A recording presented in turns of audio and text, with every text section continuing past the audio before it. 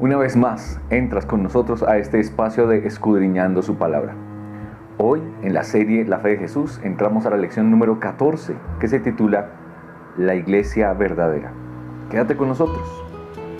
Y para comenzar, vamos a estudiar, según la palabra de Dios, quién es la piedra angular de la iglesia, quién es la base de la iglesia. Para eso vamos a ir al texto de Efesios capítulo 2, verso 20. Efesios 2:20 nos dice: edificados sobre el fundamento de los apóstoles y profetas, siendo la principal piedra del ángulo Jesucristo mismo. La iglesia está organizada y tiene una base principal, y esa base principal, el fundamento de la iglesia, es Jesucristo. No está en nombres, no está en una doctrina como tal, está en Jesucristo. Sabiendo que Jesucristo es la base central de la iglesia, ¿cómo fue organizada esta iglesia? La verdadera iglesia que Dios estableció, porque Dios tiene una iglesia en esta tierra. Y la iglesia es la congregación. La palabra iglesia traduce del griego eclesia, asamblea, congregación, reunión. Esta reunión, esta asamblea, esa iglesia, ¿cómo está organizada?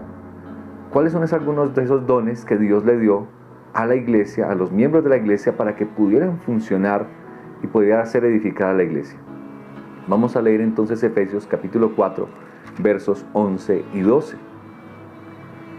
Y Él mismo, Cristo mismo, constituyó a unos apóstoles, a otros profetas, a otros evangelistas, a otros pastores y maestros, a fin de perfeccionar a los santos para la obra del ministerio, para la edificación del cuerpo de Cristo.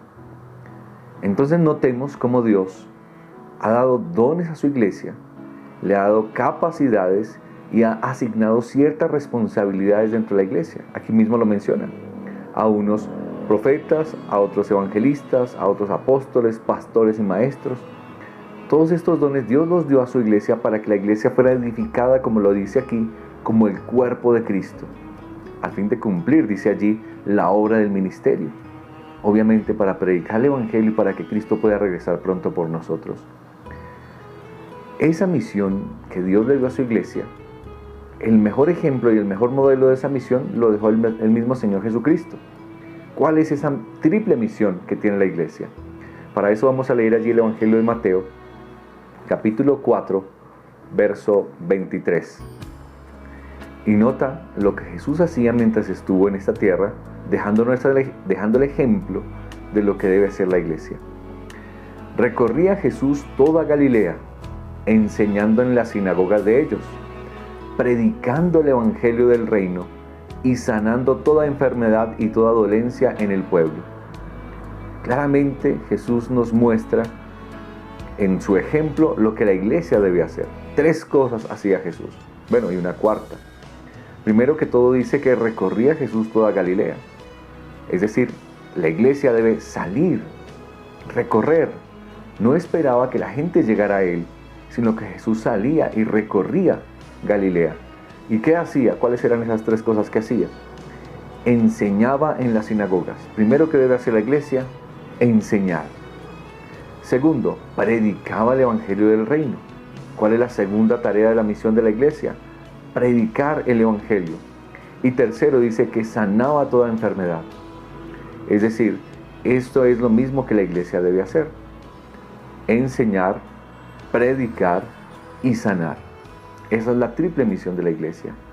Debemos enseñar lo que Dios quiere que tú y yo sepamos, predicar el evangelio, que Cristo viene pronto y que Jesús murió por nuestros pecados y que a través de su sacrificio somos salvos de la condenación. Y tercero, sanar. Y la sanidad se lleva a cabo a través de un ministerio donde promueva la salud en la gente. Jesús hacía milagros y traía sanidad, y tú y yo podemos también dar sanidad por medio de nuestras palabras y por medio de un ministerio que promueva la salud y el bienestar. Esa es la triple misión de la iglesia verdadera. La iglesia verdadera también, ¿qué característica tiene? Pues es una iglesia que es organizada. Notemos cómo fue que la iglesia fue organizada al principio por Jesucristo. Para eso vamos a ir allí al libro de Hechos, capítulo 6, y notemos un inconveniente que se presentó en la iglesia recién formada por los apóstoles. Notemos lo que dice allí Hechos 6, 1 en adelante. En aquellos días, como crecía el número de los discípulos, hubo murmuración de los griegos contra los hebreos. Qué interesante, la iglesia recién fundada, con el derramamiento del Espíritu Santo, y ya se presentaban dificultades. Había murmuración, había queja, porque la iglesia empezó a crecer mucho.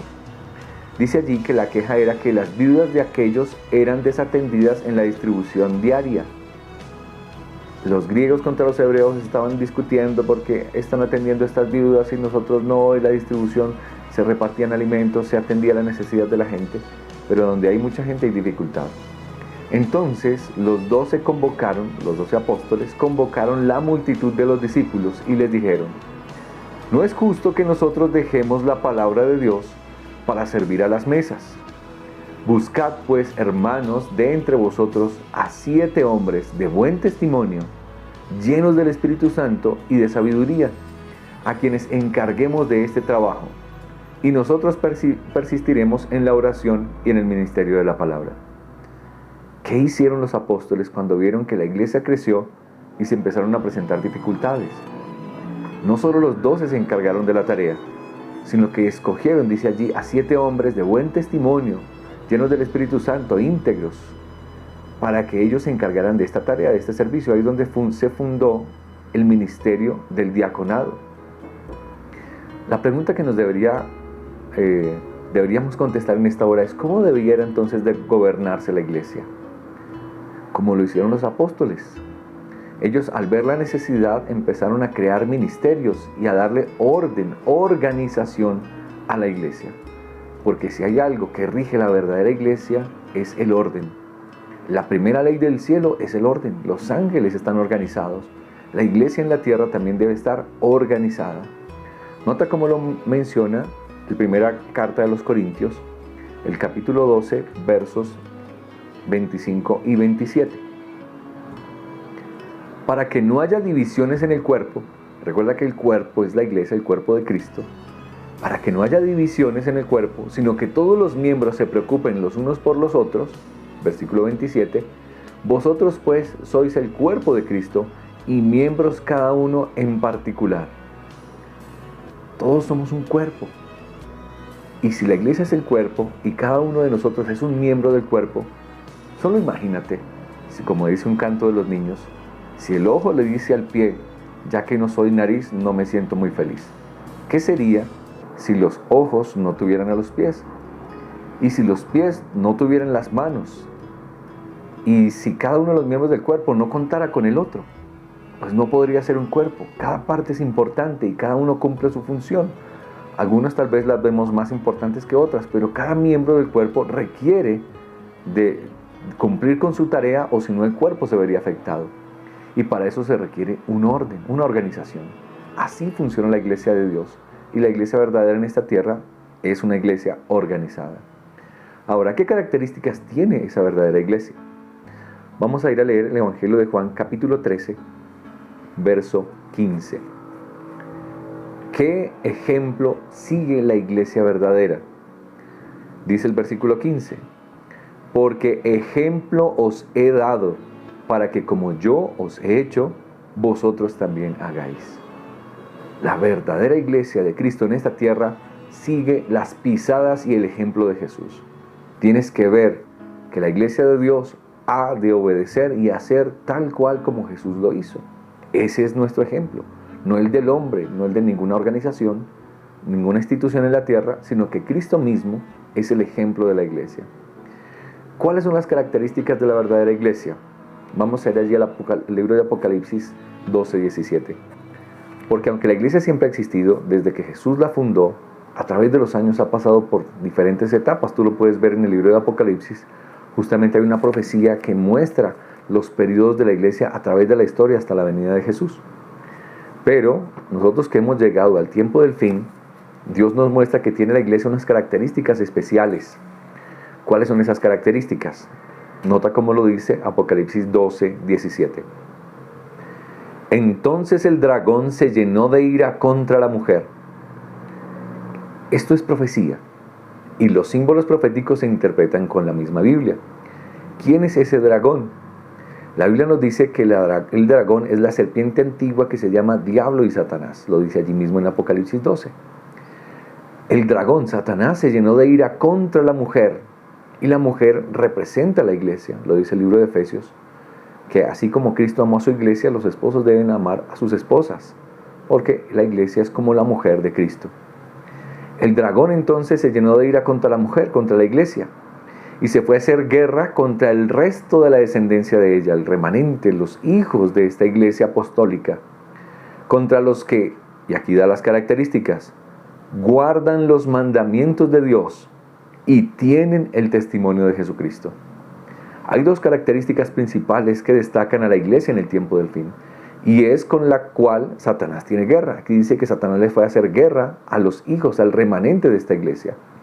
¿Cuáles son sus características? La iglesia verdadera es una iglesia que guarda los mandamientos de Dios. Los 10 mandamientos que ya hemos estudiado en la lección anterior. Y además dice que tienen el testimonio de Jesucristo. El testimonio de Jesucristo es todo lo que Jesús dio para que su iglesia se preparara. Y lo dio a través de sus siervos los profetas. Nota que ese testimonio de Jesucristo es un don especial que Dios le dio a su iglesia en el tiempo del fin. Esto mismo lo explica allí Juan en Apocalipsis 19, verso 10.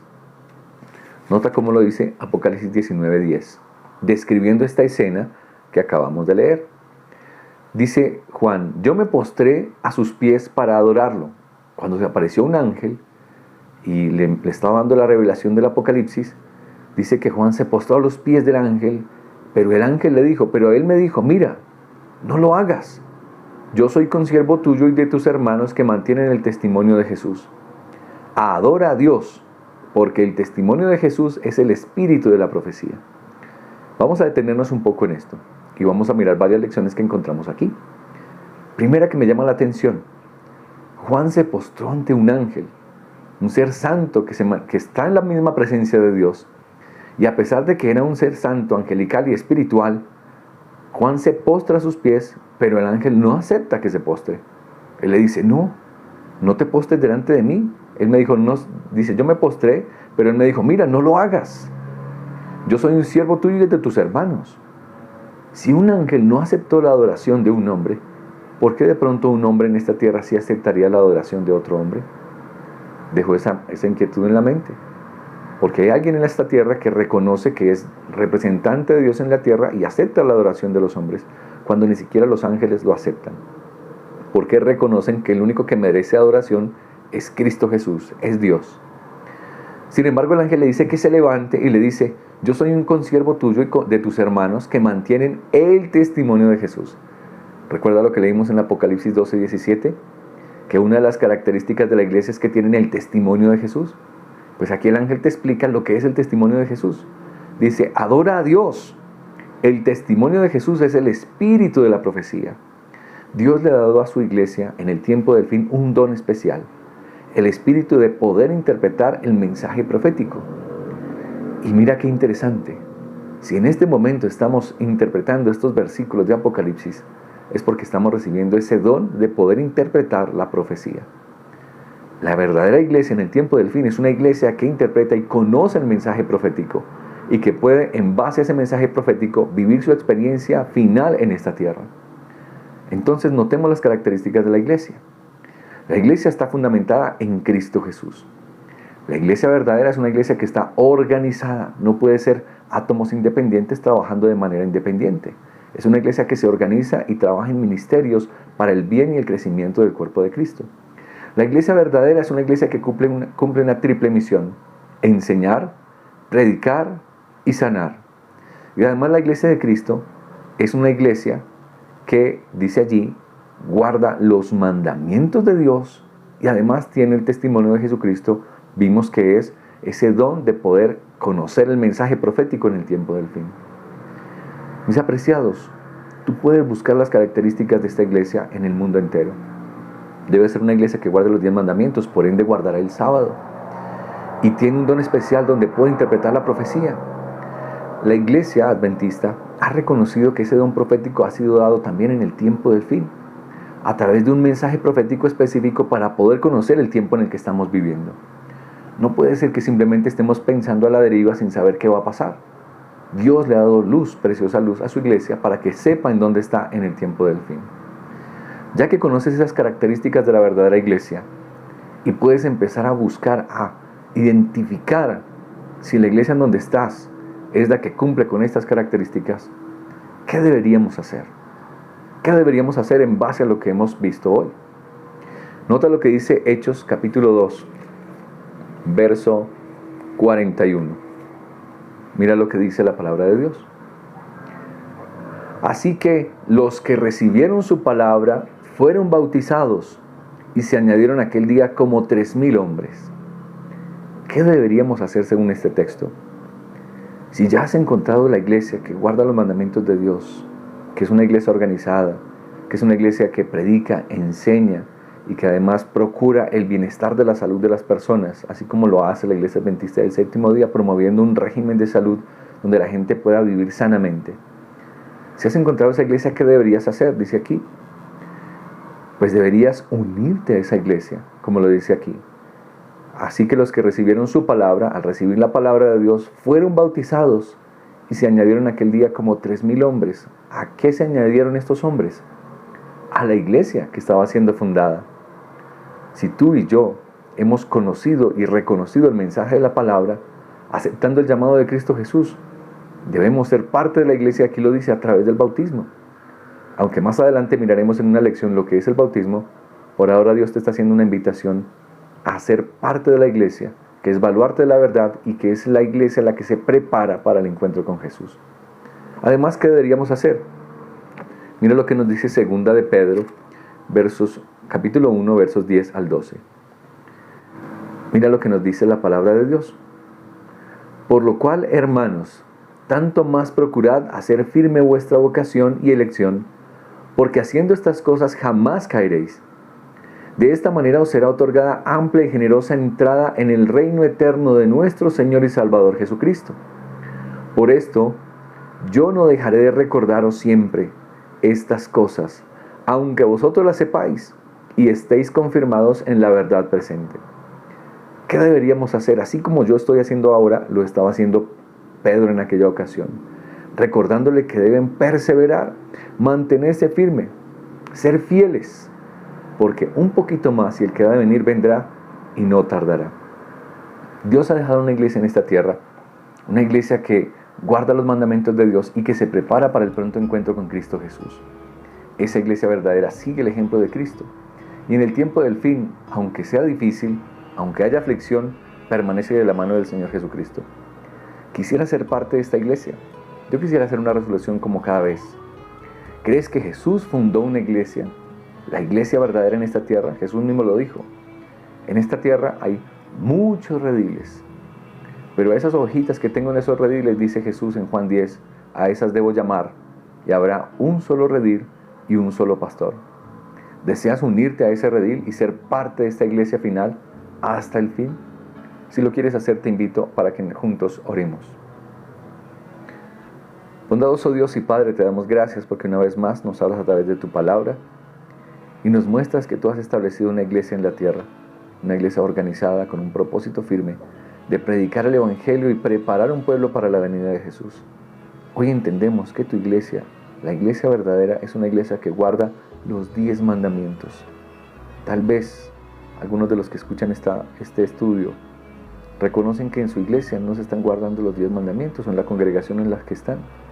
Pero Señor, hoy han decidido unirse a esa verdadera iglesia que se prepara para el encuentro contigo. Ayúdanos a ser fieles y permanecer hasta el fin, pues queremos encontrarnos y verte cara a cara.